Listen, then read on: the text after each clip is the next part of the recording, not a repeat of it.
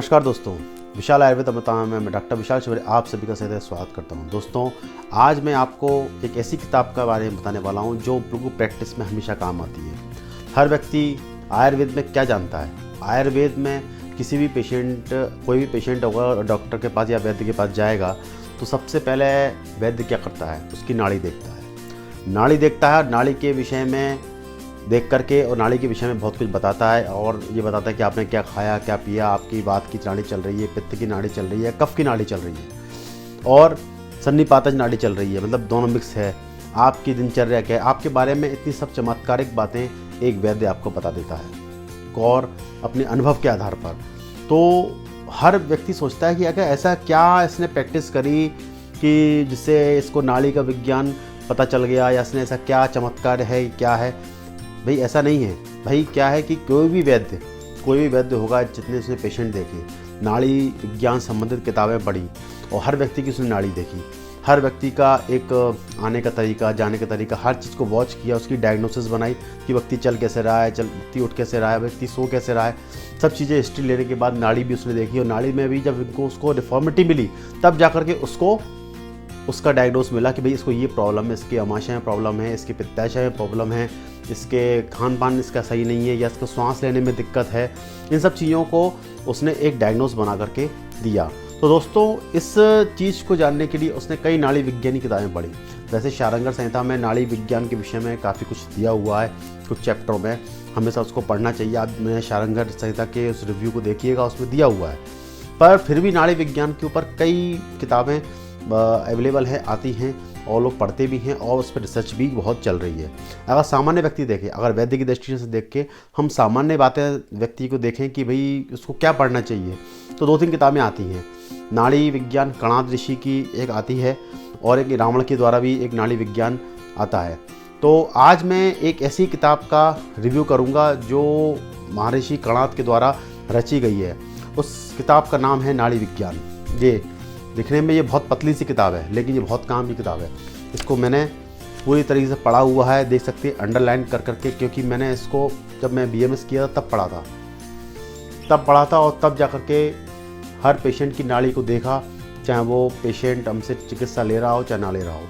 हमने अपनी भी देखी, हर व्यक्ति की देखी। भाई कोई बीमार है उसकी नाड़ी देखी कैसे चलती है, तो समझ में आता है प्रैक्टिस करते करते कि नाड़ी कैसे चलती है। पर अगर कोई भी नाड़ी विज्ञान सीखना चाहता है तो पहले नाड़ी विज्ञान की किताब को पढ़ने के बाद ही उसमें प्रैक्टिस करेगा, तो समझ में आएगा कि वात पित्त कफ की नाड़ी कैसे चलती है, क्योंकि उसका डायग्नोस बनता है। तो आज इसी किताब का रिव्यू करेंगे। तो शुरू करते हैं इस किताब का। तो इस किताब के बारे में जानिए कि नाड़ी विज्ञानम किताब महर्षि कणाद द्वारा रची गई है। देख सकते हैं चौखंबा ओरिएंटलिया जो कंपनी है उसने रची है। देख सकते हैं आप, बिल्कुल डिस्प्ले पर देख लीजिए आप। यहाँ से वाराणसी से प्रकाशित हुई है और मेरा नाम भी लिखा हुआ है क्योंकि मैंने इसे बहुत पहले परचेस किया हुआ था। और इंद्रदेव त्रिपाठी द्वारा ये किताब रची गई है, जो आयुर्वेदाचार्य हैं, BA MS DS भूतपूर्व चिकित्सा अधिकारी उत्तर प्रदेश के रहे हैं। उनके द्वारा ये किताब लिखी गई है।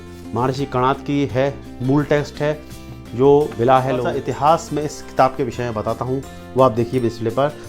इसमें जो बेसिक है, वैसे नाड़ी विज्ञान जो महर्षि कणाद ने अपने स्वयं इसके रचयिता के रूप में स्वीकार किया है। नाड़ी विज्ञान की परंपरा मध्यकाल से स्वीकार करते हैं। इसका व्यापक प्रसार योग शास्त्र एवं सिद्ध संप्रदाय से हुआ है। मतलब योग साधक भी इस नाड़ी विज्ञान को मानते हैं कि नाड़ी, कई योगी लोग अपनी नाड़ियाँ रोक लेते हैं। तो सिद्ध संप्रदाय में नाड़ी विज्ञान का तो विशेष महत्व है इन चीज़ों की, कि कैसे क्या पूरी नाड़ियों को, पूरे शरीर नाड़ियों से जुड़ा हुआ है। तो फिर इसके बाद लिखा है, काल विभाग के अनुसार मध्यकाल में 8वीं शताब्दी माना जाता है कि 8वीं शताब्दी से इसका काल माना जा रहा है।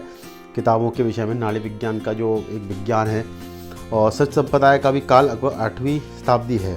नाड़ी विज्ञान नामक ग्रंथ में रचयिता महर्षि कणाद हैं, तो नाड़ी विज्ञान का निर्माण काल 4वीं-5वीं शताब्दी के मध्य होना चाहिए।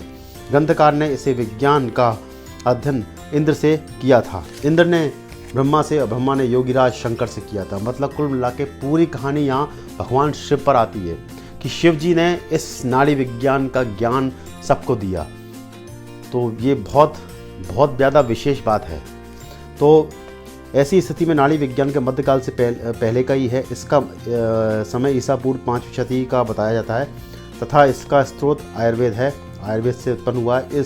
इन बातों का विचार करने पर यह स्पष्ट हो रहा है कि यदि इस ग्रंथ के रचयिता विशेष दर्शनकार थे तो नाड़ी विज्ञान का सिद्ध संप्रदाय के देन नहीं है।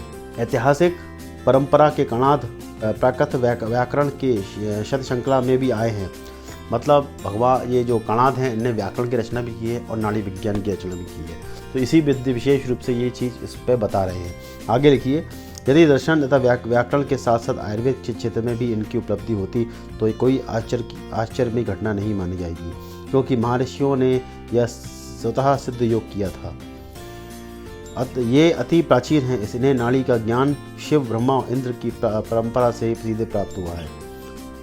यदि यह दुराग्रह है कि नाड़ी विज्ञान मध्यकालीन सिद्ध संप्रदाय के देन है तो हमें कल्पना करनी पड़ेगी श्री महर्षि कणाद वैशेषिक दर्शनकार से अन्य कोई है जो मध्यकाल में हुए थे, जिन्होंने इसका निर्माण किया। वे किस देश के निवासी और किस वंश परंपरा के थे, अभी अविश्वसनीय है। नाड़ी में वात, पित्त, कफ, द्वंद्व और सन्निपातज रोगों की इनकी साध्यता की विशेषता मृत्यु काल तक अच्छी तरह से पता चल जाता है। नाड़ी ही सूक्ष्म गतियों का विचार करने वाला चिकित्सक मृत्यु के समय सप्ताह, दिन और घंटों का ज्ञान रखता है। तो देख सकते हैं कि इस नाड़ी विज्ञान की विशेषता, इस किताब की विशेषता तो आपको पता चल गई, इसकी इंडेक्स से पता चल गया। बाकी इस किताब को अगर आप ढंग से पढ़ेंगे, इसकी सूची पढ़ेंगे तो सूची में भाई ज्वर के व्यक्ति की नाड़ी कैसे चलती है, आपके मतलब हार्ट पेशेंट की नाड़ी कैसे, हृदय गति की नाड़ी कैसे चलती है, आपके कोई भी बीमारी हो इसमें दिया हुआ है।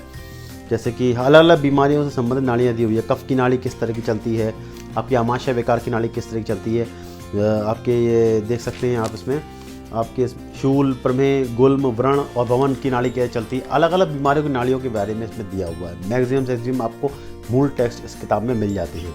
इसके बाद अगर प्रिंटिंग वाइज देखें तो प्रिंटिंग ऐसी दिखती है इसकी, मतलब अच्छी प्रिंटिंग है। चौखंबा और इंटेलिया की कोई दिक्कत नहीं है। बहुत सस्ती दामों में किताब मिल जाती है, उपलब्ध हो जाती है। बहुत पतली है, कोई व्यक्ति इसको पढ़ सकता है। तो दोस्तों मैं रिकमेंड करूंगा कि किताब पढ़ें। मैंने भी पढ़ी, देखा, समझा और इसको अपने प्रैक्टिस में उतारें। अगर वैद्य पढ़ रहा है तो बहुत मतलब कोई वैद्य पढ़ रहा है पास होके तो पढ़ के फिर प्रैक्टिस कर रहा है और प्रैक्टिस करते करते उसको अनुभव प्राप्त हो रहा है, तो ये उसके लिए बहुत बड़ा अचीवमेंट है। तो दोस्तों इसी के साथ मैं इस वीडियो को विराम देता हूँ। अगली बार नए कंटेंट, नई एक किताब के साथ मैं आपके सामने उपस्थित होता हूँ। और रावण की भी द्वारा भी एक नाड़ी विज्ञान लिखी गई है, जो किताब मेरे पास है, उसका भी मैं जल्दी रिव्यू करूँगा। और भी नाड़ी विज्ञान के ऊपर कई किताबें हैं जिनके बारे में मैं आपको जल्दी से जल्दी बताऊँगा। और बहुत सारी रसशास्त्री किताबों का रिव्यू भी मैं जल्दी करूँगा। तो दोस्तों अगली बार फिर हाजिर होता हूँ आपके समक्ष। जय हिंद, जय भारत।